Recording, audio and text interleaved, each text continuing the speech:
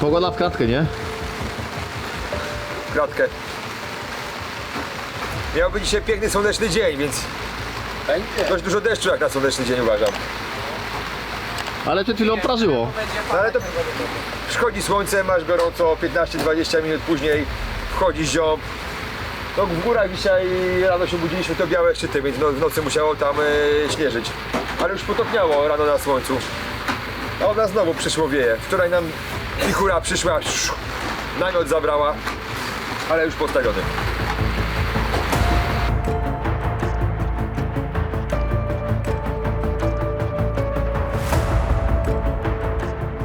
Bartek, żeby maszyna gwizdała, to To co? trzeba serwisować. Oczywiście.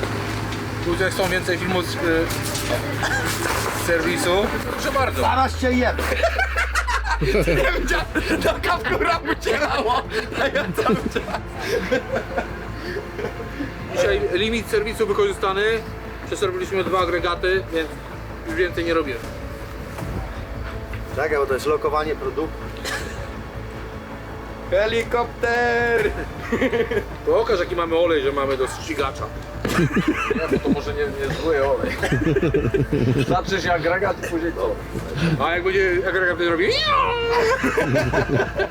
Krzychu, teraz trzeba schamować ten agregat. Trzeba skamować, bo wiesz co, tam jakieś te wypadanie zapłonów jest. Wiesz, Ale- stukowy się odzywa i musimy zmienić co.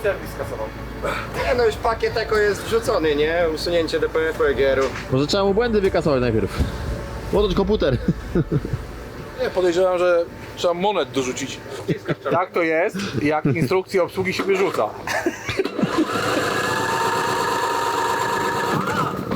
O, dycha. Będę żył. Teraz nie mogę, kręcę. Bartek, przynieś grzewkę wody. Cipek, przynieś drzewkę wody. Ja muszę po kimś olej powycierać. To powiedz to Krzyśkowi. To działa? Pszczółka. Tak działa, że nie słychać. A wcześniej klekotał jak diesel. A czemu ten agregat chodzi sam, bez niczego? Bo za dużo mamy energii i palimy w powietrzu. No to nowe przedłużacze nie ma kondensatorów i na pusto walimy. W powerbanka trzeba napakować teraz.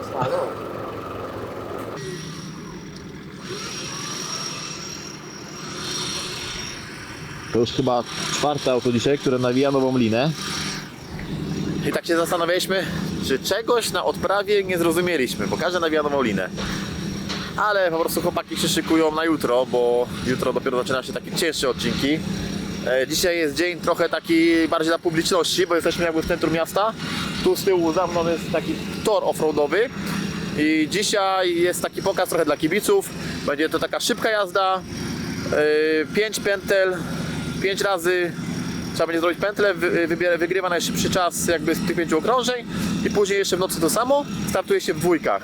Tor z dziurami, trochę błota, taki dosyć na prędkość, można powalczyć. U nas aktualnie autko już wszystko sprawne, petarda nic nie trzeba robić. Czekamy tak naprawdę na starty. Pogoda się poprawia, bo przed chwilą lał deszcz. W ogóle tu pogoda taka trochę jak na wyspach o tej porze roku, czyli świeci słońce, upał, nie da się wytrzymać. Za chwilę przychodzi deszcz i trzeba ubierać kurtkę, nie? Także tak jest. Plan jest taki, żeby pójść ogniem najmocniej jak potrafimy, ale żeby nie przesadzić, bo tam parę takich głębszych rowów jest, na których można figurę przez przód zrobić. Oglądam właśnie filmy tutaj naszego rywala. On ma skrętną oś z tyłu i 42 koła. To będzie ciężko go pokonać na tych skałach. A dzisiaj jest taki dzień szybki. On ma mały skok zawieszenia i pojedynczy amor. Tu mamy dużą przewagę, więc będziemy chcieli mu dzisiaj zabrać parę punktów. Zobaczymy jak wyjdzie. A co to za dźwięki? Wszyscy liny przebijają, o co tu chodzi? No tak, po wczorajszym odcinku na skałach tam się liny mocno te skały ocierały i wszyscy zakładają świeże sznurki, przygotowują się przed jutrzejszymi wygibami. My mamy w miarę świeży, to zostaje na razie ten co jest. Jak myślisz, jak to wiesz, no wczoraj były sekcje za 100 i 300 punktów, jutro będą za 600 i 1000, tak? Tak, wiesz co, no, byłem wczoraj, chwilę czekaliśmy na koniec imprezy, to ja przeszedłem się po tych grubszych odcinkach. to przynajmniej dla nas te za 1000 wyglądają lepiej niż te za 600. Te za 1000 to są tylko po skałach, tam sama skała, nic się innego nie dzieje, ale o tyle fajnie, że tam mają na szczytach tych skał wbite kotwy i szekla przyczepiona, że nie trzeba tych punktów zaczepienia szukać gdzieś tam nie wiadomo w krzakach, w lesie za byle co, tylko jest konkretnie za co się złapać. A te 600 to są tragiczne. Dalej nie mam pomysłu jak to zrobić, bo tam nie wiem czy to jest do przejechania dla nas. No po prostu wszystko trawersem, nie, to już nawet nie chodzi o skałę, o próg, o spuszczanie się czy podciąganie na linię, tylko wszystko się jedzie bokiem. No a my mamy potężny samochód, wysoki, ciężki, więc nie wiem jak to będzie, no ale... Ale stabilizator, powiem Ci, ten co Tomek zrobił, to wczoraj Was ładnie trzymał. To jest inny samochód. Tomek, mega robota. Naprawdę inny samochód. Pierwszy raz czułem się tak pewnie za jego kierownicą. Nie było ani razu jakiejś tam mojej obawy, że będzie rolka, nie? Stabilne i te osłony Tomka też mega zdają egzamin. Tam u innych ekip oni mają aluminiowe. To wszystko skrzypi, strzela, zaciera się na skałach, a my się ślizgamy po prostu jak po masełku. Także naprawdę dobry upgrade auta.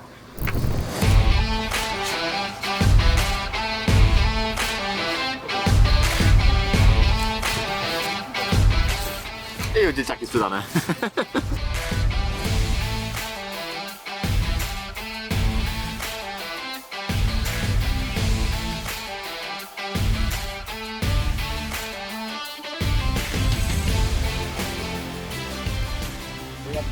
Jak? Nie, my to się nie wyrabiamy. No, tak sobie. Nie jest taki szybki jak myśleliśmy. Ciężko nam zawracać, nie? To jednak kawał kolumbryny. Znowu techniczna opcja będzie. Natomiast technika to ma przewagę, zobacz na tych ze skrętnością w tych zakrętach. Łamią się, no my mamy duży promień skrętu i parę zakrętów musimy robić z poprawką.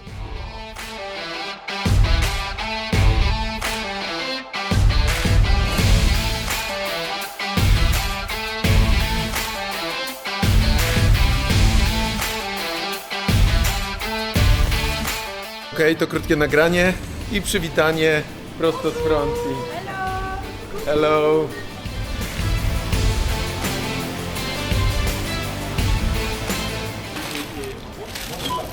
Zakupy, zakupy, zakupy.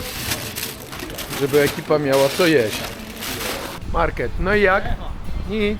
No to pięknie. Witamy we Francji. Wszystko zamknięte. Nic się nie da kupić. No niestety. Takie uroki tego miejsca.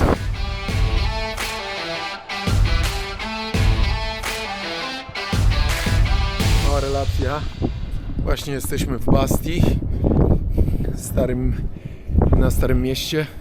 Bardzo fajne budynki. Bardzo fajna architektura. Natomiast wiele do życzenia pozostawiają umiejętności kierowania pojazdami tutejszych mieszkańców.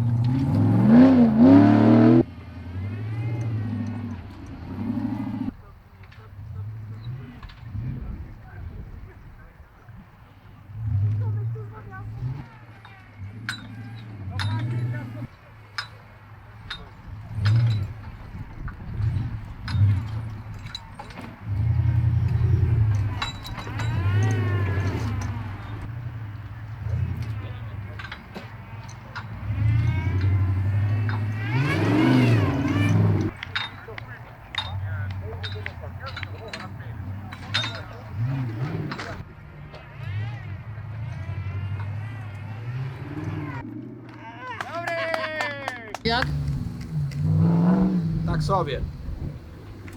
Bardzo techniczny tor.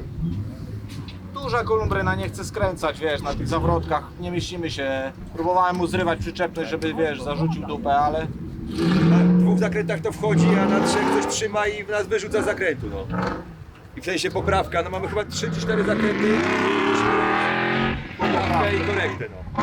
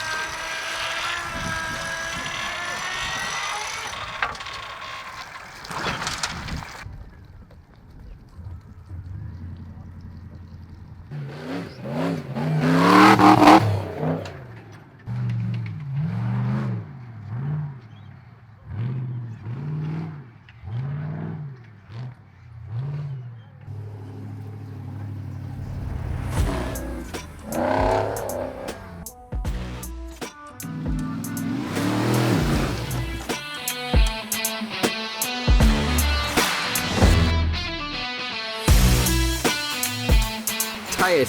Too many driver errors. It's extreme, very extreme. But yeah, she's taking a battery.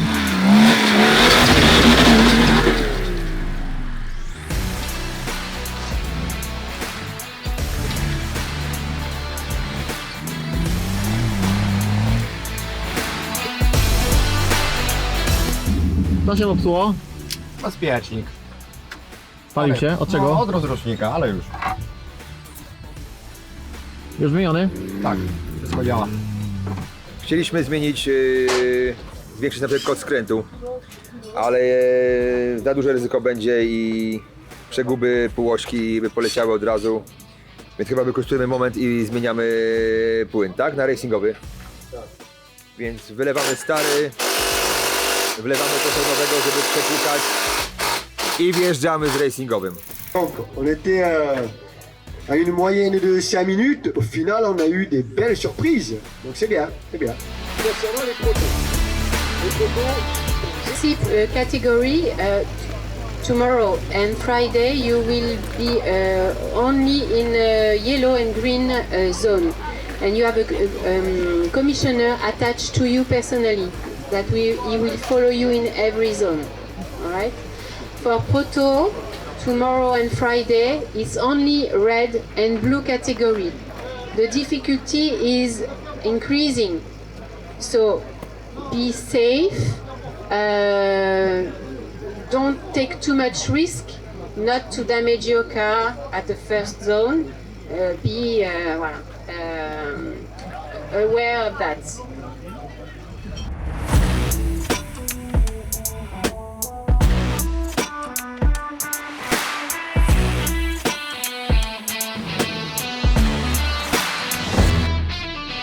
No i co nowego? Co ty znowu tu będziesz robił dobrego? Opowiadaj. To samo co każdego roku, czyli burgerki.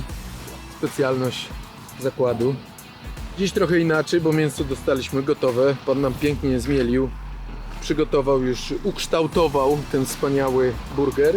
No teraz została tylko jakby formalność wypieczenia go. Szukam chętnego, kto pójdzie i zamówi frytki, ale w telefonach jest tyle ciekawych informacji, że... no to ja bym potrzebował teraz. Dobra. No i co? No siup. Wrzucamy na grilla. 300 stopni. Miejmy nadzieję, że to coś z tego wyjdzie. Zwolisz tu, żeby miał.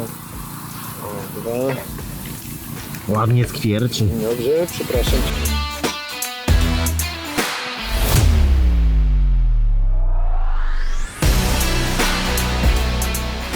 Jak tam Cipek, kura ogarnięta? Jest porobione, robią i będziemy robić. Co jest porobione? Co robiłeś? Wszystko Przyznaj się. porobione. Nic nie popsuli, nic nie robiliśmy. Pierwszy serwis był rano, naprawdę robienie agregatów, później miało nie być serwisu. Nie było. No, to dobre jest. Co będziesz robił z wolnym czasem dzisiaj? Grał w grę. Burger po francusku, czyli mamy bułę, mamy jakieś mięso, jakieś na pewno, sera trochę, pomidorka, cebulki, sałatka, Mięso jakie? keczupu. To jest wołowina za kupę, kurde, pieniędzorów. Ile kosztowała? A nie pytaj, bo to jest, wiesz co, ściśle tańce. Na pewno będzie bardzo dobra. Mam nadzieję. Nie mogę obiecać, za mięso nie odpowiadam. Ja już na wygląd widzę, że zajebiste. Dobre mięso. Nie wiem, no mięso dobre, na pewno. Zmiana taktyki. Tak, będziemy rozpinali reduktor, w sensie przed zakrętem wypinamy przód na neutral, w zakręcie możemy wtedy machnąć, na wyjściu z zakrętu. Jedyna opcja, żebyśmy w tych ciasnych zakrętach się powyrabiali i zrobili lepszy niż czwarty czas robiliśmy? Czwarty teraz. Czwarty, no. Wszystkie chyba 3 auta przed nami mają na to system, to znaczy skrętne osie. Albo hamulec na pojedyncze tylnie koło. Mogą zawrócić, my tego nie mamy, więc musimy kombinować inaczej. I Krzychu pojechał się przyzwyczaić i zrobić sobie próbę wpięcia, wypięcia tego przed zakrętem. Jak burgerki, panowie? Siła. Brak słów. Co? Stopem. Próbujecie nadgonić? No próbujemy coś poprawić, no może te skręty Poprawić, poprawimy. nadgonić to jest za dużo, ale bo no, skrętnej tylnej osi nam nie przybyło w międzyczasie.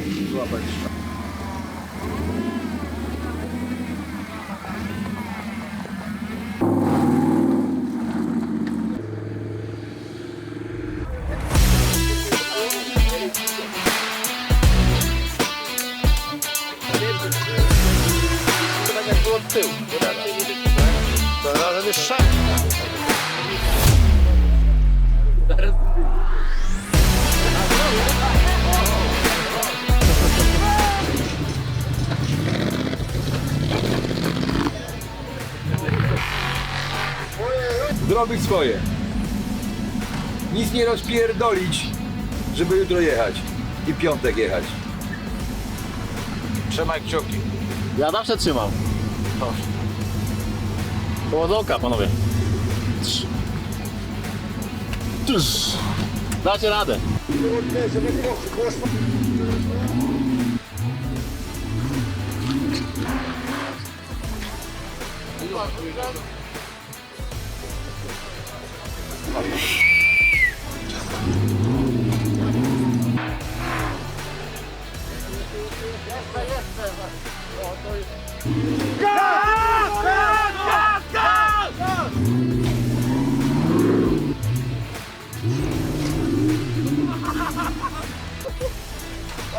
Dobrze, gazu.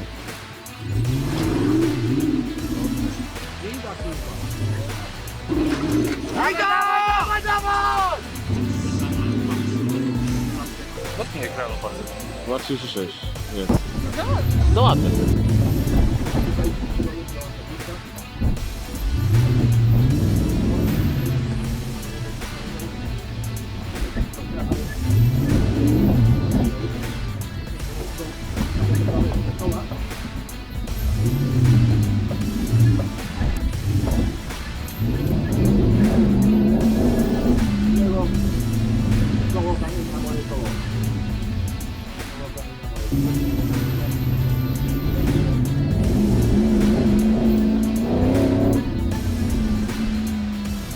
Trochę chyba poprawiliśmy. No zmierzyliśmy wam. No ile? Nie wiem, czy mogę powiedzieć. To mów, ale na pewno poprawiliśmy, no bo jechaliśmy teraz No na pewno i to dużo. na długich biegach i zupełnie inny odjazd, zupełnie inaczej, no wszystkim na każdej zwrotce nie musiał schodzić 6 biegów w dół, nie? Tylko do jakiego biegu jechałeś? 1, 2, 3? Tak, do trójki, no. No. I to wszystko, nie? A nie trzeba było w dół. To jaki był czas, Łukasz? 2,30 chyba 6, jak pamiętam. 2,36? Twój...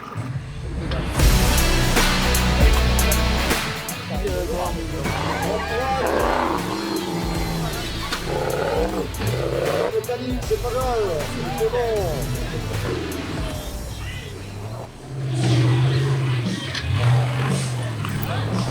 Nowy dzień, nowe wyzwania. Nowy dzień, ale wyzwania to my już widzieliśmy. Optymistycznie pogoda, słońce, że będzie kurde troszeczkę przyjemniej niż w deszczu, w błotku. Jak we wtorek było. Trzymać głowę i robić na spokojnie. Każda zrobiona. Każdy zrobiony odcinek buduje nam jakąś przewagę. Nic nie zniszczyć, a jeździć. 2 dni jeszcze ciężkie do wytrzymania. Rzuć mu dokłada, to może co? Jakbym się... Rękawiczki, okulary, kask, kamizelka, czekolada, telefon, okulary, to ja se wrzucę. Rękawiczki muszę mieć, kamizelka, kask. Co mi więcej potrzeba? Napoje.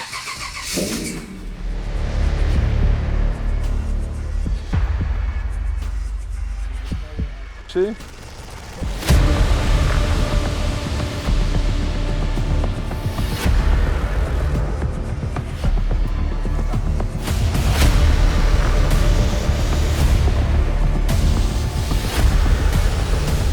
Co tu trzeba zrobić?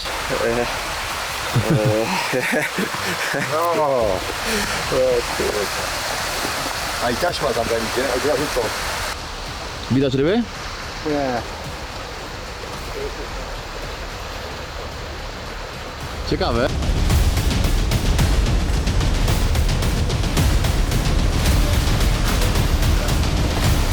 Zorientowaliśmy się, jak wyglądają dzisiejsze trasy niebieskie i czerwone.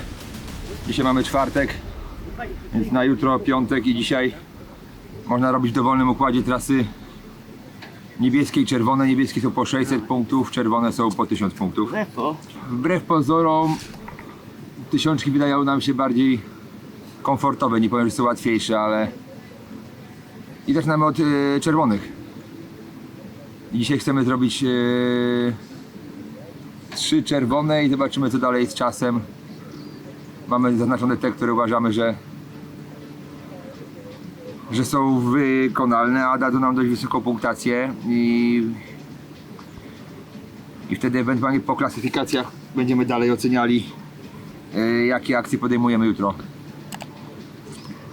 Ale będzie no ogólnie ciężko jak nie wiem co, naprawdę podjazdy i zjazdy, w sensie nie podjazdy, zjazdy, są pionowe ściany po 3-4 metry, tam jest pionowa ściana do przewyższenia, nie wiem, z dobrych 15 metrów, gdzie na górze, na takim trawersie trzeba się zawrócić bez możliwości oparcia o drzewo, więc wszystko o sznurki. Na pewno będziemy dużo korzystali z wyciągarek dzisiaj. Non-stop wyciągarka, wszędzie asekuracja, żeby czegoś gdzieś się nie wpaść, gdzieś się nie zsunąć, gdzieś się nie spierdzielić i nie utknąć. Rozwaga, spokój, to coś, co musimy odnaleźć na dzisiaj. Wszędzie na tym terenie widać, że to jest teren, który oni tutaj traktują jako tor do jakiejś jazdy. Wszędzie są zaczepy, w większości skał. No i powiem wam, że nie wiem, jak mam to zobrazować. To jest ogromny zjazd w dół po wielkich głazach pod dużym kątem. Może inaczej. Dzikowiec chyba każdy zna i wie, jakie tam są te półki skalne. No to te półki tutaj są z 10 razy większe i chyba są bardziej śliskie, bo te podłoże, jak trochę wody złapie, jest mega śliskie, a padało tutaj w górach, więc no jest ślisko, może trochę przeschnie, zobaczymy, pogoda się cały czas zmienia, na razie jest ładnie, później nie wiadomo co będzie. No i powiem wam, te punkciki teraz aktualne są mega widowiskowe, ale jest jeden problem. Jest całkowity zakaz wchodzenia poza taśmy dla wszystkich, tylko zawodnik, pilot i sędzia, nawet media nie mogą wchodzić. To są względy bezpieczeństwa, to mają jakieś takie ciężkie wymagania i jeżeli chodzi o safety, to jest dobre, bo ten teren jest bardzo niebezpieczny. Tu auto wywróci się może w każdej chwili, więc pewnie się o to boją. Także sorry, no nie będzie aż tak dużo ujęć, będę podpinał chłopakom GoPro, żeby z tą kamerką biegali po trasie. Z dronem jest też tutaj problem, bo to jest wszystko strefa, po pierwsze jest to rezerwat, a po drugie jest to strefa militarna, więc latanie jest tu trochę takie przypołowe, pozwolenia się nie dostaje na latanie tutaj dronem, także no coś tam na przypale latam, no ale co, no coś trzeba zrobić, jakieś ujęcia latam nisko nad drzewami, żeby nie robić jakichś niepotrzebnych problemów. No zobaczymy, dzisiaj ten teren jest po prostu przepasny, mają 2 dni, żeby zrobić te najtrudniejsze sekcje. No i naprawdę będzie się tutaj działo, bo powiem wam, jest kurde, no niebezpiecznie w niektórych momentach. Ale auta naprawdę są tutaj bardzo dobrze wybudowane, mają porządne klatki, porządne pasy, kaski, dobre zabezpieczenia liny, to wszystko jest sprawdzane tutaj, nie można tutaj jeździć na starych linach przetartych, bez kołnierzy. No pod tym względem bardzo tutaj sprawdzali auta, więc troszkę inne odbiory niż na rajdach, ale wiadomo, gaśnice, to wszystko tu musi być w autach, nie? Więc no co, walczymy, zobaczymy co będzie. Chłopaki po 3. dniu utrzymują 3. pozycję, zobaczymy co będzie dalej.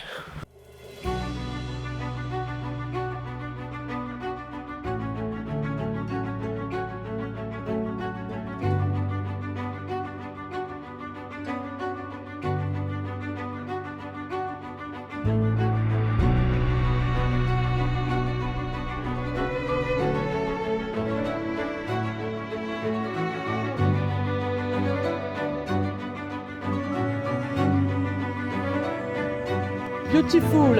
Beautiful, yeah, beautiful shot, yeah, good shot.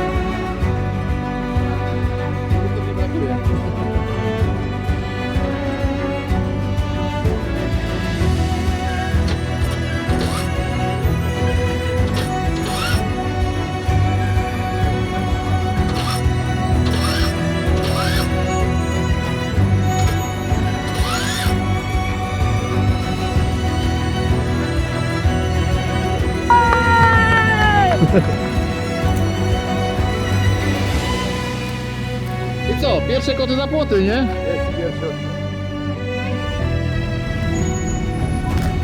Pierwsze koty za płoty.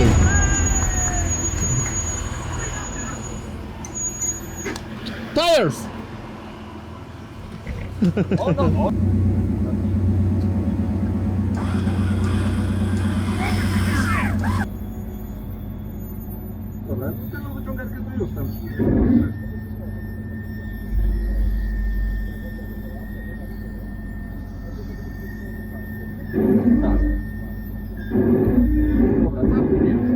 Wydarzyło to wiesz.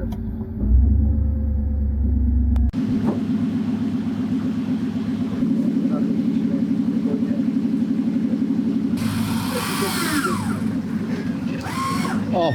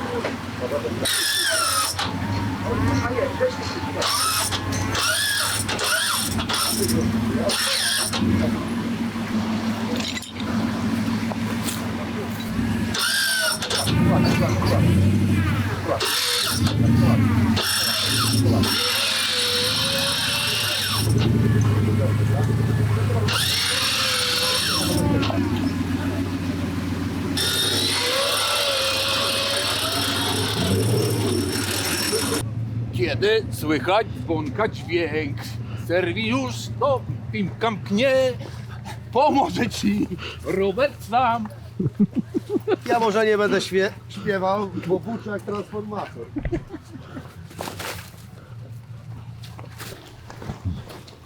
Robert, tylko się nie wywróć! Pomógł wam chłopaki, ale niosę ciężki towar. Łukaszek, jak ty się urodziłeś zmęczony i żyjesz, żeby odpocząć. Jak tu przejść? Hop, skoczy na skałę wyżej. Zobacz jaki offroad, żeby do serwisu dojść. Nie wiem, na blokadzie iść czy jak? Ja włączam 4x4.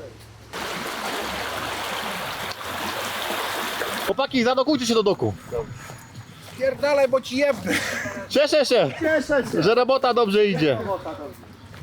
Jak się nie ma, to się wszystko lubi. Zobaczcie, jaki dach ma tutaj gościu. Parasolkę sobie zamontował i mu już nie pada do środka. Stara szkoła, to auto ma chyba ze 30 lat.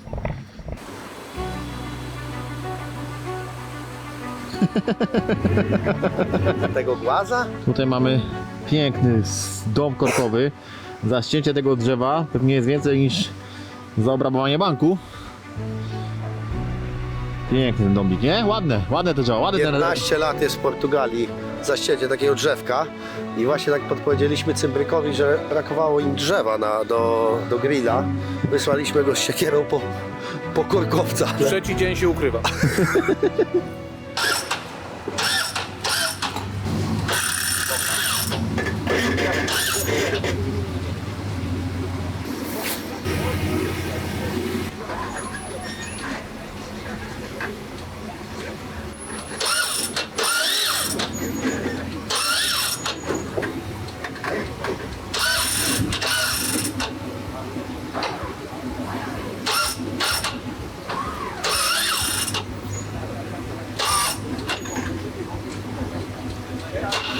Powinien się przepiąć do tamtego. Krzychu, pampersa zmieniłeś? Już pełny.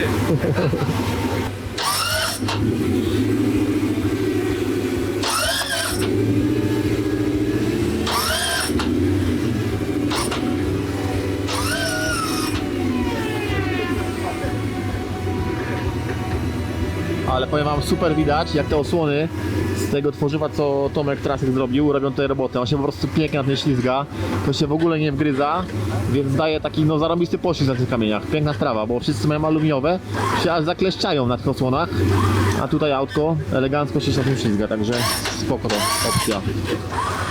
Nie było tanio, ale warto. No i to jest bardzo mocne też, nie? Tworzywo.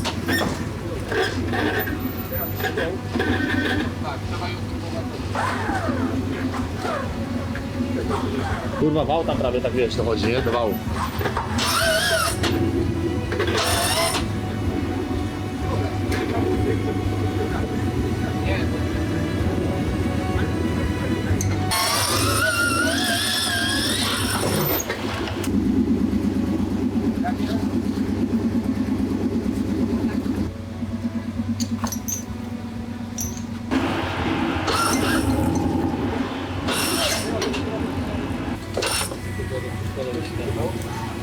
Będę taśma, nie? Czarna.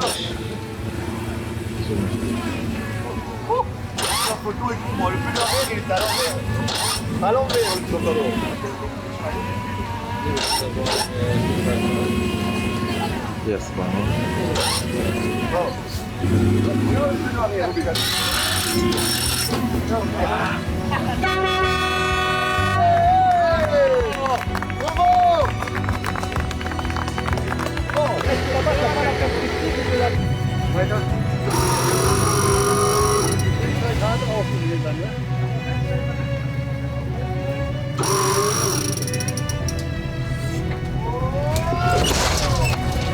Brawo!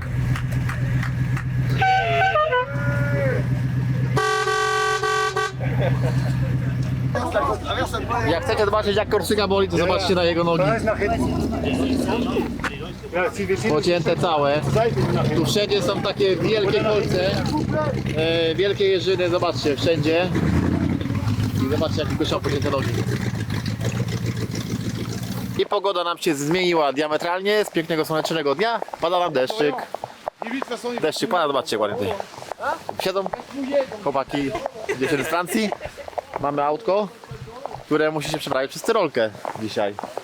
Ładną sobie pogodę wybrali do Tyrolki. Widoki będą trochę gorsze.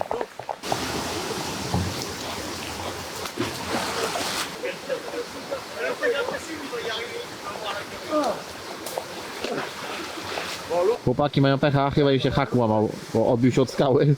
I albo pęk, albo się załamał, nie wiem. Nie ma chyba na linie haka. Zaraz zobaczymy. Nie ma.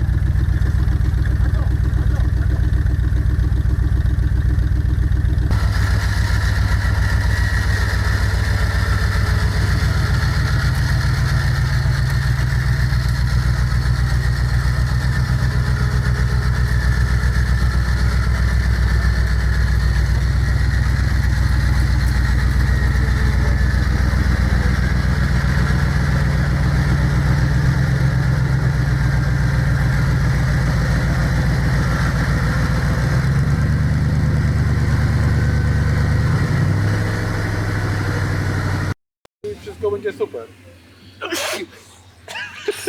A się kolega obsmarkał. Gdzie o spodnie? Czemu ci czarne zostawy leciało?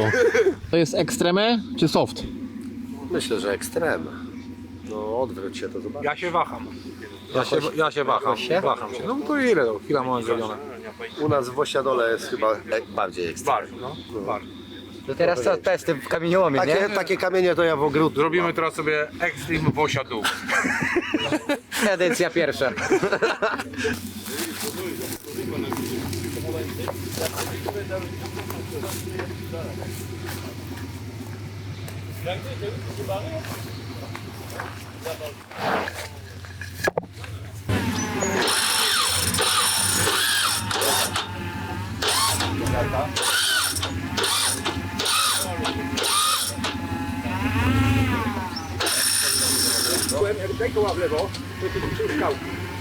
Where's the exit?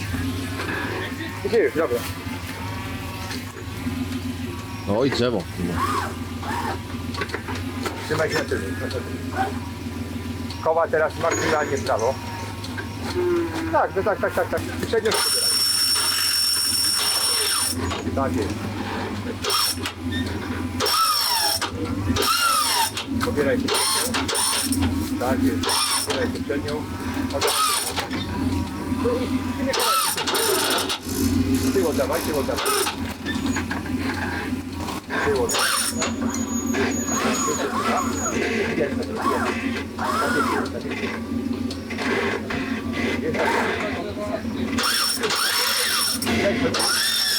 Trochę było.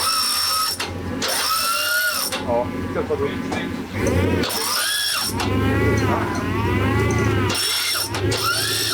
Dobra. Fajnie stoisz teraz.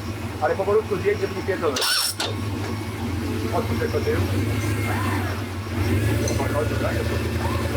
Dobra. Dobra. Teraz nie już jak tu spadać.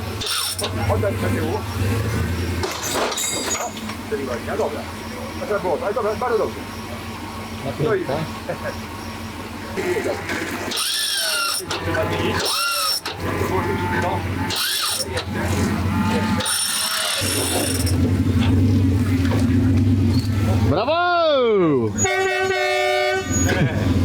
Ile tych punkcików już zrobionych? 4000. Ty, ale zobacz. Lekka wniotka. Red! Red Fox! Red Fox! Fox! Fox! Chyba zasnął. Śpi. Tak, zasnął. I feel it very difficult and very hard for the cars, and it's very sensational to go down and go up a very big hole. Some zone very difficult, and I never see difficult like that. Cars is okay for the moment. We have free time to weld on steering, and we can weld with the help of Corsica men, and they are very kind, very good with us. Połamali gigla. Pomaliście Gilepina? Połamaliśmy gigla. Na czym? Na zjeździe. Gilepina? Gigielpinaśmy połamali Gigielpina. Także Ale ty rolkę robiliście. robiliśmy, ale na tylnej. Aha. Na Grzechodce żeśmy zrobili tyrolkę, bo nie dało się już na giglu. No tak mocno, nam się rozłupał gigiel zupełnie. No. Koniec? No nie zrobimy gigla, a nie będziemy się targali, bo możemy założyć w miejsce gigla Grzechotę, w miejsce Grzechoty coś innego, ale to będzie tak słabo, że chyba to nie będziemy tego już robili. Tym bardziej, że my tak troszeczkę zamykamy tył, to my tak go solidniej zamkniemy. A jak tam w ogóle tereny? Ogólnie fajnie, chciałoby się jechać dalej. I wiesz, dużo śrubek, dużo składania i taka super pro rzecz jak gigiel nam wybuchł, robiąc górkę, no po prostu. Bardzo dziwne. A jak tereny w ogóle? Podoba ci ten rajd? Bardzo się podoba. Bardzo się podoba, ale raczej nie wrócimy. Raczej nie wrócimy, poszukamy czegoś innego, żeby się też podobało. Chorwacja, Wilbur. No właśnie, chociaż inaczej, no fajnie było przyjechać, Korsyka jest, jeszcze trwa, no może się jeszcze na coś załapiemy z tą jedną wyciągarką. Będziemy na pewno coś tam próbować, ale generalnie jest jakby pozamiatana walka. Raczej myślimy, jak odbudować tego gigiela, żeby w Polsce pojechać teraz na RFC niebawem. Będziemy potrzebowali troszkę trybów, obudów, coś tam, silników, bo też żeśmy spalili silniki. Żeśmy się nie zorientowali, że połamało mu tryby, żeśmy na siłę ciągnęli i spaliliśmy silniki. No i tak, pechowo. Ale ogólnie widzę, uśmiech na twarzy jest. Jest uśmiech, jest tak... Człowiek jest udręczony szczęśliwie. Jest tak spełniony, tak? Znowu przez chwilę było się dzieckiem. Chyba o to chodzi. Jak Filip? No, było bardzo fajnie, dopóki awaria nie popsuła planów, ale tak generalnie to bardzo zadowoleni jesteśmy. Udało nam się tyrolkę zaliczyć i to super. Z czystą bielizną, także nie jest źle. A jak ogólnie tereny, tak jak wiesz, po tych paru dniach? No, tereny są mega wymagające. To wszystko jest tak wyniszczające tutaj, że no, w Polsce ciężko jest o taki rajd, bez wątpienia. Było obficie, to na pewno. I to po co robicie Pampers? 3 pełne, nie spodziewałem się, że aż tyle zużyję. Jak tam po dzisiejszym dniu? No grubo, powiem ci grubo. Ale jestem pełen podziwu Pimpek. Nie spodziewałem się, że tam wjedzie i wyjedzie w jednym kawałku, nie? Ale zadowoleni jesteśmy. Mega, zrobiliśmy 4 strefy i to każda po tysiaku, nie? To nie rozdrabnialiśmy się na 600, tylko szliśmy grubo. Zmieściliśmy się w czasie, także wszystko elegancko. Mega dzisiaj jesteśmy zbudowani. Nie wiem jak wyniki, jak reszta, ale jakby nie było, to nam się dzisiaj zajebiście podobało. A jak, wiesz, 4. dzień już, jak ci tereny ci się podobają, wiesz? No, ja nie widziałem piękniejszych terenów nigdzie.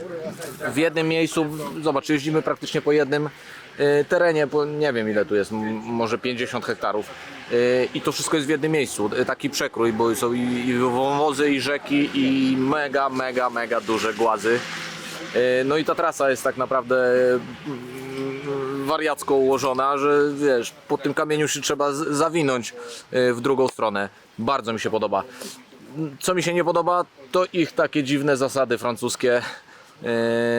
A propos dotykania, no drzew to może spoko, bo okej, też jestem zielony trochę, żeby chronić tą naturę, ale dotknięcie taśmy liną to już jakieś kary i tak trochę przesadzają z tym. z tymi karami. Oni tutaj, sędziowie, mają wielką rozpiskę i tylko zaznaczają ile kar, nie? Także trochę jest taka jazda na niezdobywanie kar, a nie na zdobywanie punktów. No ale jesteśmy u nich, więc musimy się dostosować do tego. Mega jestem zadowolony z tego rajdu.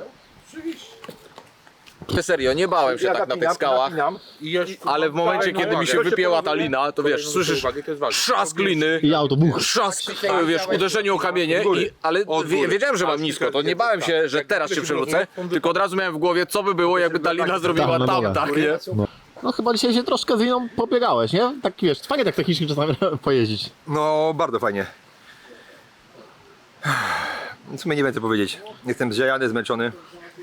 Dużo rozmienia, jak technicznie ułożyć auto. Pewnie też dużo tysiące błędów. Natomiast zrobiliśmy w sumie 4 odcinki, te najwyżej punktowane. Taka była nasza strategia na dzisiaj. Zobaczymy, jak to ułoży się z klasyfikacją względem tego, co jutro musimy zrobić. Pimpek dostał w pierdziel ostry. Brzuch poharatany. Dużo tam na skałach go ciągaliśmy. No ale dobrze, no tak średnio godzina 10 minut na jeden odcinek. To nie jest szybko. Niektóre nam poszły momentalnie. Niektóre gdzieś, jak się popełnisz już błąd, no na zasadzie, że gdzieś ci koło spadnie, to masz nie do naprawy i musisz obierać nową trasę, która jest na przykład kompletnie niewygodna. A najważniejsze co to zrobiliśmy? Tak się pieściliśmy z tematem, żeby nie złapać żadnej kary, żadnego drzewka, nic nie zerwać, nic nie uszkodzić, więc mam nadzieję, że ta punktacja, co liczymy sobie w głowie, czyli 4000 punktów dojdzie do klasyfikacji generalnej dzisiaj. Odpoczywam. Ale ja nic nie widzę. Ale dobrze Bartek widzi. Wszystko przed czwartek. Otwórz zbiornik. Jedziemy do palacza. Dawaj go. Wszystko w porządku. Wracamy. Jest inaczej, jest inaczej.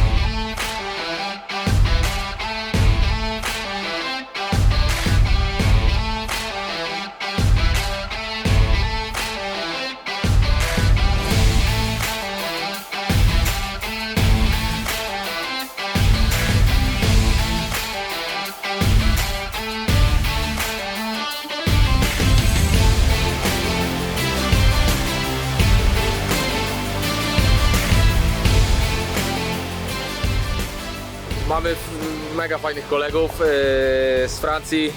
Nasze dzisiaj sznurki przednie i tylne mocno się wyeksploatowały i zacząłem się trochę stresować, że jutrzejszego dnia nie przetrwają. A były nowe. A były nowe, tak, dostały mocny wycisk.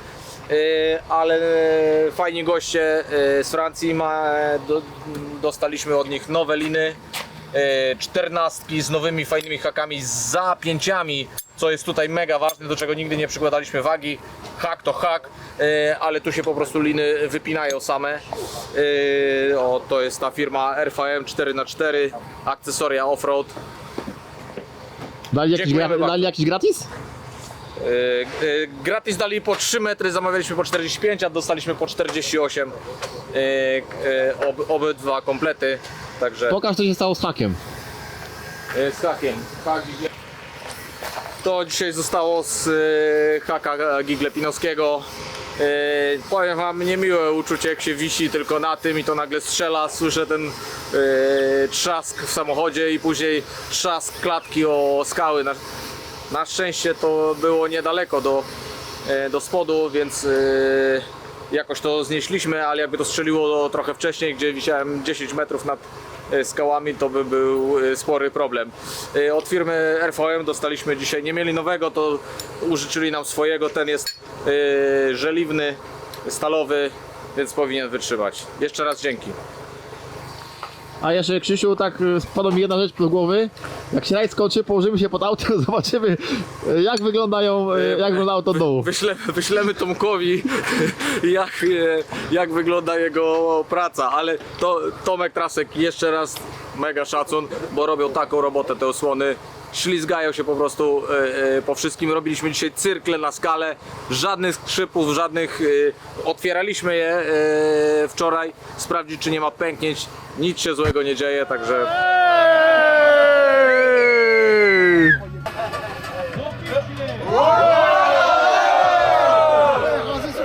Piękny księżyc i mamy kino.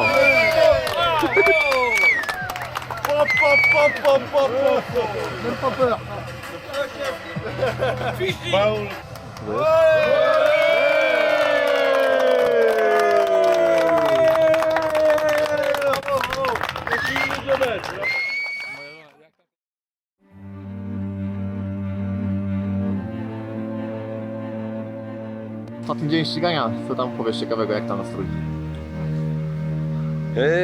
Już czuć zmęczenie, ale bez tragedii. No chcemy przejechać jak najwięcej kawałków jak się da. No, fajnie byłoby zrobić wszystkie dla w sumie własnej satysfakcji. Jakby większej walki o miejsca nie zamerdamy, bo punktacja tu jest dość już rozłożona. Jest mały game changer wynikający z braku penalties. Jak nie masz kar, to jest opcja na dodatkowych 5000 punktów, ale karę tu można złapać jak ukończenie komara. No po prostu mały krzaczek ruszy śliną i już ci zaraz walą karę, która jest często w wysokości całej punktacji za odcinek, który robisz. Więc jakby z tego względu nie napinamy się, żeby nie łapać jakiegoś nerwa i stresu. Jedziemy porobić wszystkie przejazdy, przejechać, dotknąć, nauczyć się, zebrać doświadczenie. Takie nastawienia dzisiaj.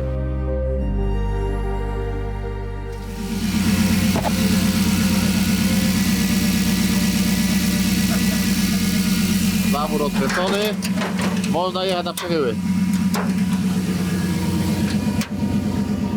Nastawionko? Jeszcze raz. Nastawionko? Elegancko, ale spokojnie. Tak jak wczoraj. Powolutku idziemy po nasze.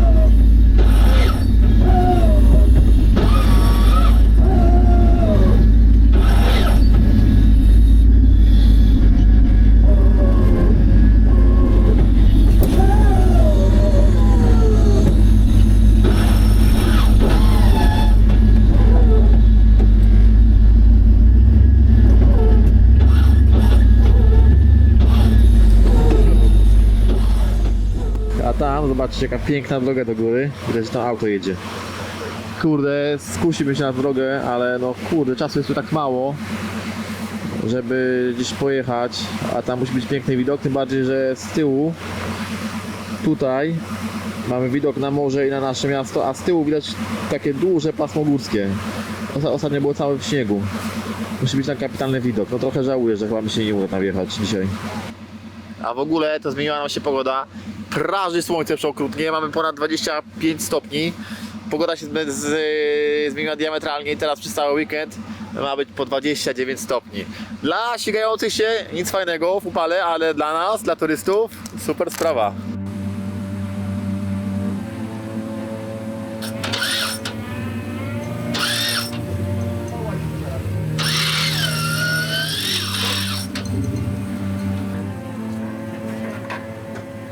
zapalać czerwone raz jeszcze. Jest nowy dzień, możecie ponowić.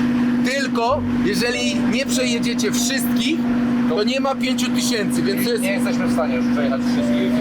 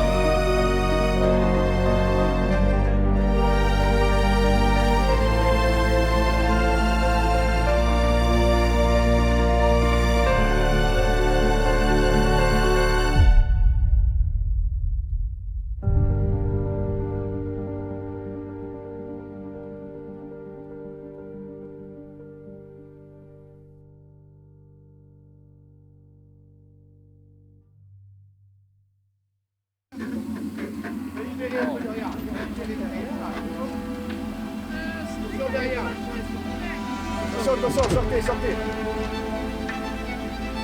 Fais la photo derrière.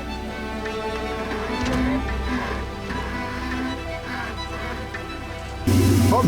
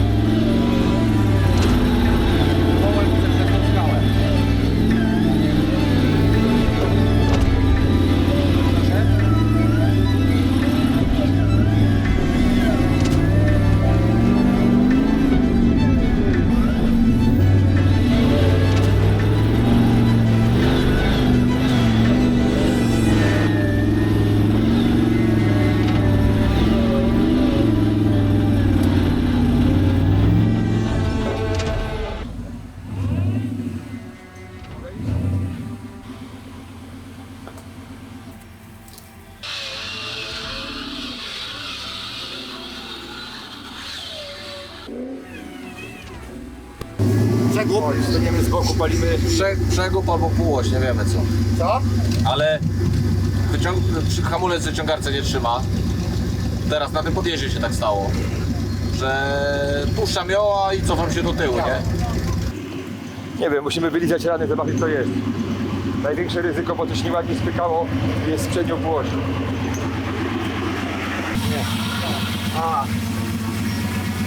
Dobra, rozjebało zapadkę. Łamało zapadkę od tego. Od hamulca? Tylko sprężynkę potrzebujemy, nic więcej. Patrzcie, jaki czytelnik. Fajna biblioteka, nie? Bardzo. Na łonie natury. Powiem szczerze, że czytanie w takim miejscu sprawia podwójną przyjemność. Z jednej strony bardzo fajna lektura, z drugiej strony jak tylko podniesiesz głowę, no to masz doznania wizualne, więc A to tyle więcej. potop szwedzki? To akurat, no nie, biografia założyciela firmy Nike. Bardzo ciekawa, polecam.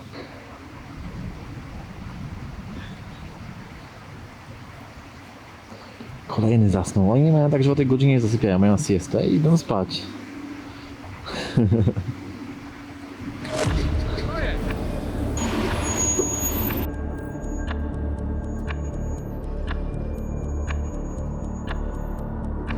Nickel, tout va bien. Ok?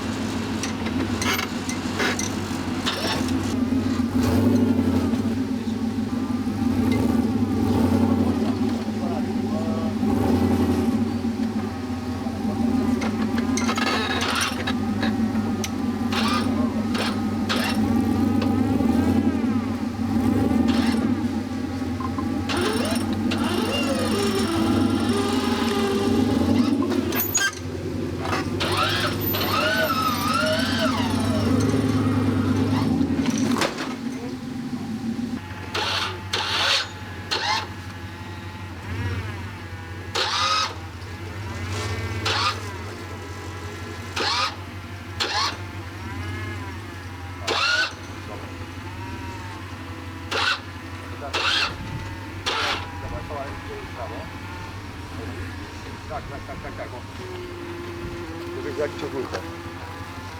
Ciągnij, oddawaj. O. Dobrze. Ja powiem Ci przed wyciągarkę. Możesz się pociągnij. Na nie.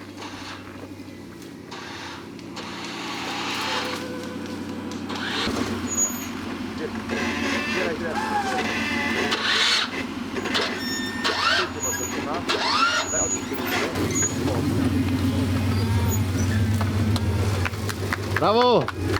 Jeżeli chodzi o sam rajd, no naprawdę rajd jest w cudownym miejscu. Fajne jest to, że jest zróżnicowany ten teren, że pierwszego dnia mamy takie ala H6, tylko że kilometrowo no tam jest co jechać, bo tam jest 5 razy 5 km, jest 25 km. Potem kolejny rajd, kolejny dzień to są właśnie odcinki techniczne. Później mamy pętlę szybkościową w mieście i później mamy znowu odcinki techniczne przez 2 dni.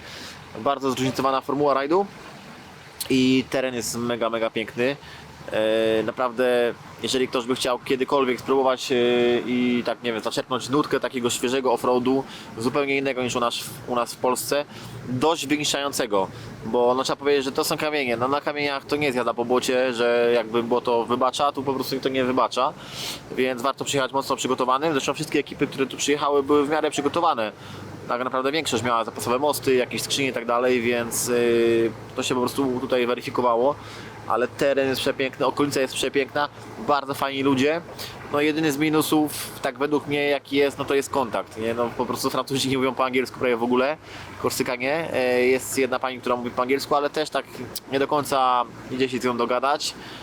Także no to jest z takich minusów, ale jeżeli chodzi o całą resztę, naprawdę no jeden z fajniejszych rajdów, na jakim byłem.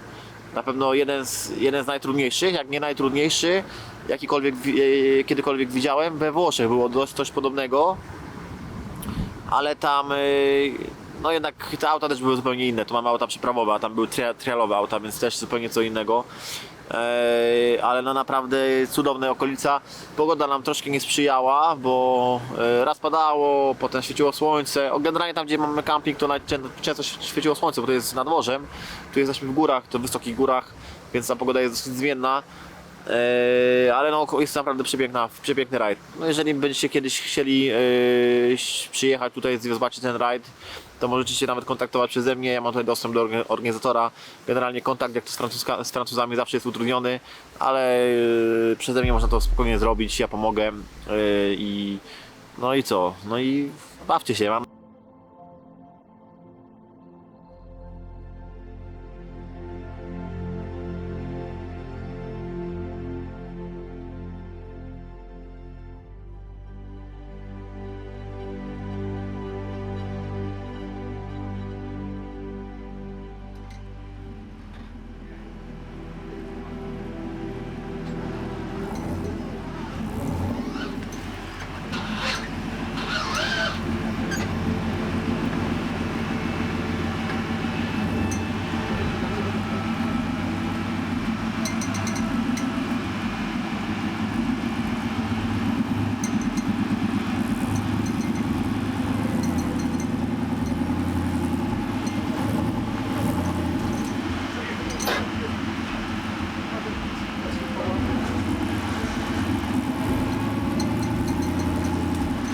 Oj.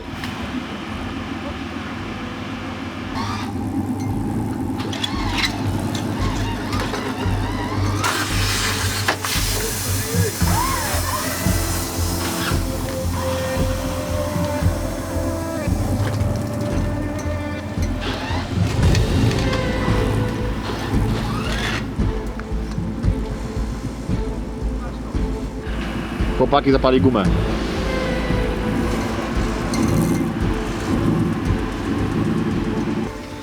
Prawe koło przeciwne, tak? Dobrze. Lewe koło jest lepiej. Teraz koło stanie prawo.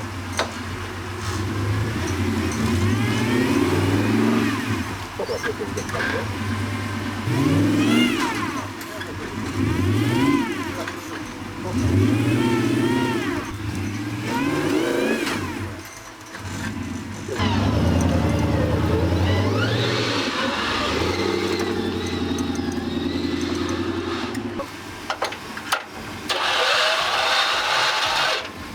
I co? I co się stało?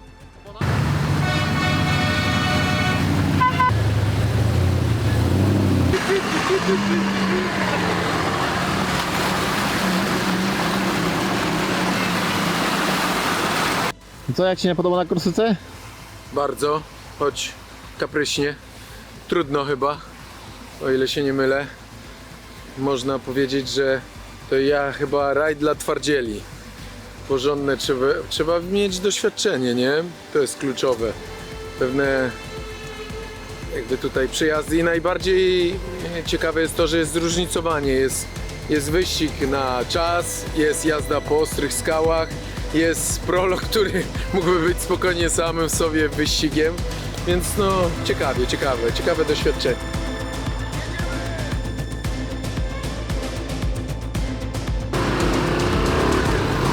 Oczywiście. Fajnie. Nowe doświadczenia. Piękne te tereny, nie? Tereny naprawdę to... Sam teren, no nie da się tego opisać, filmy tego nie oddadzą, ale cała otoczka wokół rajdu. No i ludzie się zachwycają, po czym my jeździmy, a nikt się nie zachwyca, że wytrzymujemy tu z sobą tydzień i nikt nikomu nie dał w mordę jeszcze. No, tu bym... A było blisko. Dlatego podpisałeś akt o nieagresji. Nie, super, fajnie, naprawdę. No niesamowite przeżycia. Szczególnie jak oni jeżdżą, a nie można im pomóc. Gdzieś to tam obserwujesz. Teraz człowiek cały się trzęsie, no inaczej byś to zrobił. Trzęsie ci się, bo masz 1,5 kilometra pod górę. Dlatego się trzęsie. Ta i 100 kg wagi. Nie, no mega, fajne przeżycie. No taka wiesz, techniczna jazda wydaje mi się, że warta doświadczenie nowe, nie? No zupełnie, no nie dotykaliśmy takiego rajdu. 2 windy non-stop, asekuracja, podciąganie się. Ogromna radość, kurde, przyjechaliśmy tutaj, nie wiem, ekipa chłopaków z Kazimierza zapakowała się w tira i przywaliła na Korsykę pojeździć sobie w offroadzie. To jest chyba najfajniejsza rzecz w tym wszystkim, bo kwestia miejsca, nie miejsca, to się zaraz okaże. Jest szansa na pudło, zobaczymy czy drugie, czy trzecie miejsce, co też satysfakcjonujące. Dużo nauczki, nie nauczki, tylko nauki, ogrom nauki, bo to co oni tutaj w terenie przygotowali, to jak wspomnieliśmy we wcześniejszych filmach, przekraczało nasze granice znacznie, limity sobie poprzesuwaliśmy. Fajnie, ale każdy dzień wesoły i każdy członek w teamie to duża przyjemność obcowania z nimi. Z Krzychem mega, jest bardzo dobrym kierowcą, więc fajnie się tutaj naprawdę wokół niego pilotuje. Fajnie się mu pilotuje, bo to naprawdę, no działasz z profesjonalistą. Fizycznie wpierdziel. Brudny, podarty, pobijany, piszczele mam ze 4 dziury w nich od tych skał i skałek. Trzeba by takich futbolowych tych ganiać, ale to szczegóły. Najważniejsze, że wszyscy zdrowi, wszyscy cali, nikomu nic się poważnego nie stało. Uśmiech na twarzy, satysfakcja, testosteron podniesiony.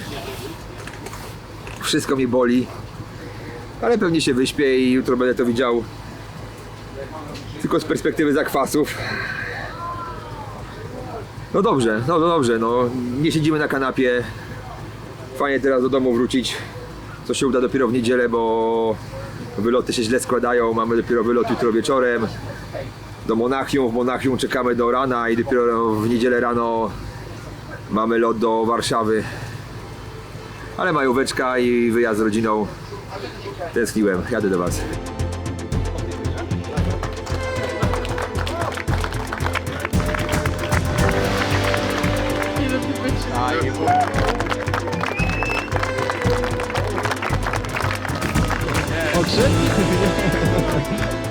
Panowie, nie ma wyjścia, musimy jechać.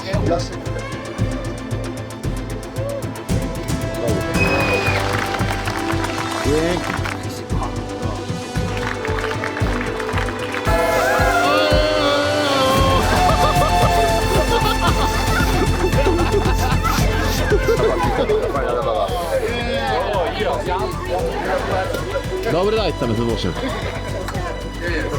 Gratulacje chłopaki. Kurczę, fajnie, że mieliście to nie wydrapało. Wydrapałeś? Tak, wydrapałeś i wydrapałeś? Drapał i wydrapał. Zapomnieli nam dać, no ale my nie zapominamy. Słowenia. Chcą się zamienić.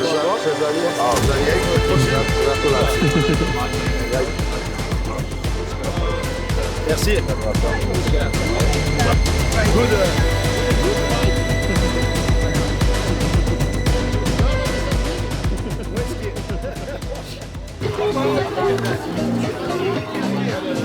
Mamy taką miejscową ekipę z Korsyki, fotografują i robią zdjęcia. Dostają nas koszulki i chcą, żebyśmy się im wszyscy tu podpisali na koszulkach. Także mamy na pamiątkę. Ty, no chyba sezon dobrze zaczęty, nie? Wszyscy, Krzysiek. Lepiej by się mogło. No i co, kończymy tą przygodę. Fajnie było? Mega fajnie, super było. Korsyka nas przywitała ładnym wynikiem. Super ludzie, mały rajd, nieduży, kameralny, ale ci ludzie są naprawdę super. Taka jest rodzinna atmosfera. Przywitali nas bardzo ciepło, sympatycznie odwiedzali nas praktycznie codziennie. Jakieś tam, jak jechaliśmy, okrzyki nawet od sędziów. Także to bardzo miłe i budujące, jak nie są wszyscy na siebie obrażeni, tylko to się w takiej fajnej atmosferze odbywa. Ekipa nasza spisała się mega dobrze. Jestem dumny z wszystkich, z całego serwisu, z kampu, nawet z Pimpka tym razem. Super, że dał radę. Dzięki wszystkim. Łukasz, tobie też dziękuję. Filmy jak zwykle na najwyższym poziomie. Ed trochę za dużo gada, ale to wiecie. Ale też naprawdę zganiał się po tych skałach tak, że było mi go szkoda. Naprawdę pierwsza klasa. Wyjeżdżamy z pucharem, 3. miejsce. To uważam, że na pierwszy taki rajd bardzo dobre osiągnięcie.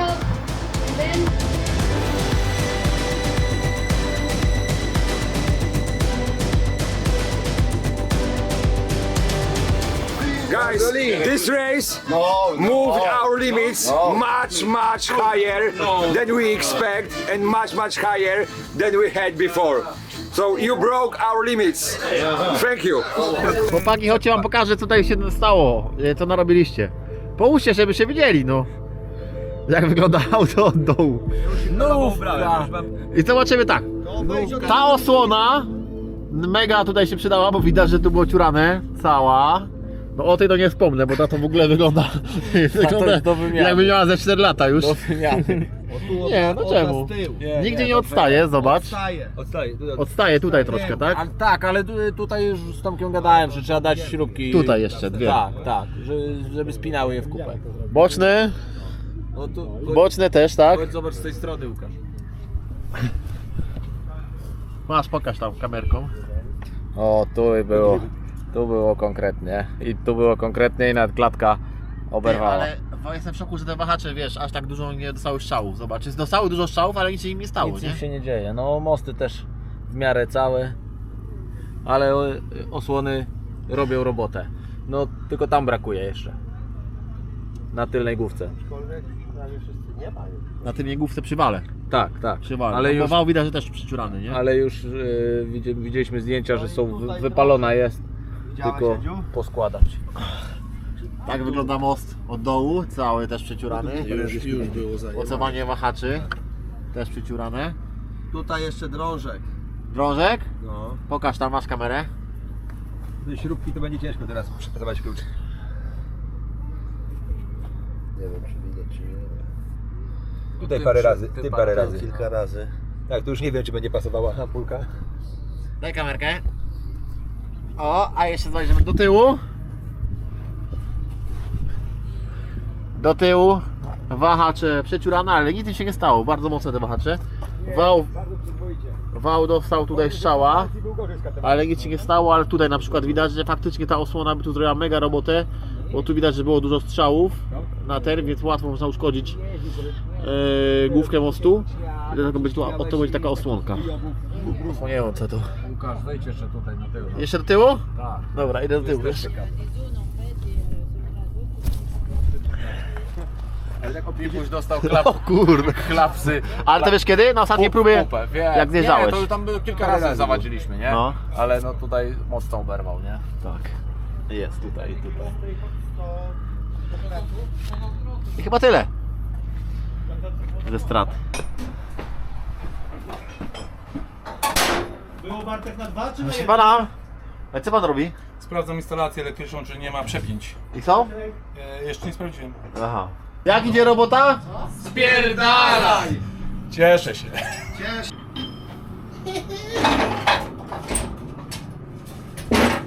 Mówili, kup ciężarówkę, będzie wygodniej.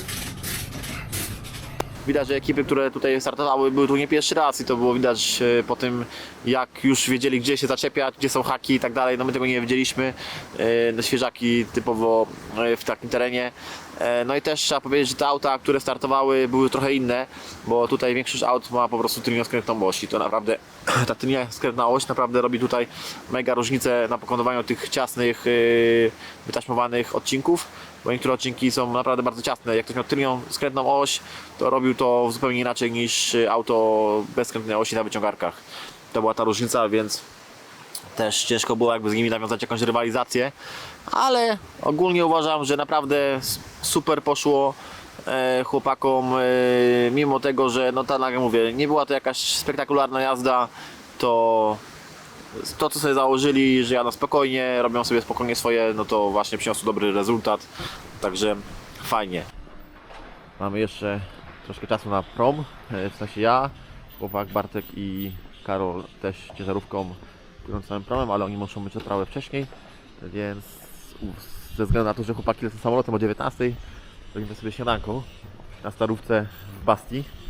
Fajna miejscówka, jakieś stare fortyfikacje i nawet zobaczcie, jaki Rzymianin tu jest, prawdziwy. Rzymianiny! Sparta! 9 rano. Rzymianiny zobacz, są. kojarzysz tego pana, co? Rzymianiny są. Asio, ile będziesz się stroił? Nie wiesz jak to ze mną jest? Znasz mnie od wczoraj? Wyzwa? Cały tydzień z sobą spałem w jednym łóżku. To cię poznałem już. Nie narzekasz chyba, nie narzekasz chyba. Panie przewodniku, daleko jeszcze? O, już. Tu po prawej mamy zabytki, stare rudery. Zbytki raczej. A teraz? O, ale zobaczcie tu. Tu jest Ja. kościół ukryty za budynkiem. No. To gdzie chłopaki będziemy jeść tutaj? A jest w ogóle... O, zamknięte, już pojadłeś. Dobra, wybieramy coś. Pierwsze danie w menu mamy masło szynkowe. Drugie szynka z mąsą. Trzecie pomidorowa mozzarella, to było logiczne. Korsykańskie wędliny z masłem. I mamy to krokiety Korsika. To ta mówiła, że to jest dobre. To są jakieś te. I panini mamy niżej. Panini 3 sery, norweski łosoś, rakieta. O.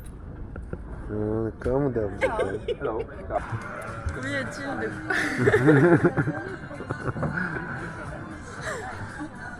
In what? In this? Yes. Fajnie It's po one, angielsku. it's one croquette. It's only one.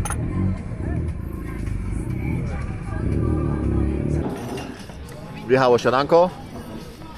No. Gluten fiesta. Makaronu do tego brakuje. Mamy... Edyk! Edyk! Jak w Peugeocie? Pani miała problem z wycofaniem, bo wjechała pod prąd. No i oczywiście nasz driver tutaj się wykaże. Zobacz jak to auto wygląda. Widać, że przeszło dużo. Wesoło. Jak mawia klasyk, tak to ja mogę żyć. Tak. Kiedy człowiek o tym marzył, jednak chcesz teraz siedzieć, wiesz, pić kawkę. Obowiązkowo trzeba odwiedzić sklep z pamiątkami. Ciekawe czy mają dwa. Mają. Mają tam na Ty zaplecie. też taki wziąłeś? No.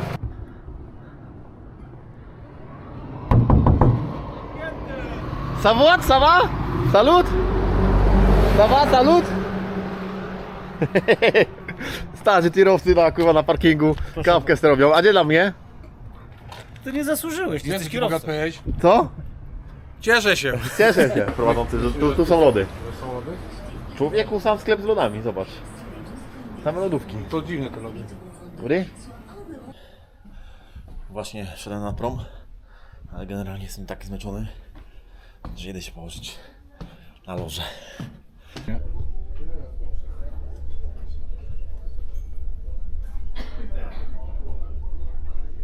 Lala, nie tyraj tak, dobrze? Nie tyraj. Miałbyś odrobinę z tym. Człowieku, nie da rady pospać. Jak wy chcecie spać, to śpicie, nikt was nie budzi, a ja chcę pospać. Miałbyś odrobinę serca sobie i nie prój uletka o pieniądze, bo cały czas śpisz, nic nie robisz, bawisz się, chlasz za darmo, żresz za A darmo. wziąłeś na firmę kawkę, czy to jest Nie, prywatne? byłem na górze na pokładzie, dają za darmo. Tak? No. No. No. Może? No. Nieźle. Bułki są na pewno do kupienia. Nie, ale powiem ci, jestem wyjebany po tych wszystkich dniach tutaj już, nie? I jeszcze po tym wczoraj się chlanią, to w ogóle. Piłeś wczoraj? Nie, w ogóle. Jednego wypiłem. Tak myślałem. No dobra. Ale fajnie było. Fajnie. Szczerze, niby fajnie, ale w ogóle nie jest fajnie. My na morzu? Nie, na pustyni.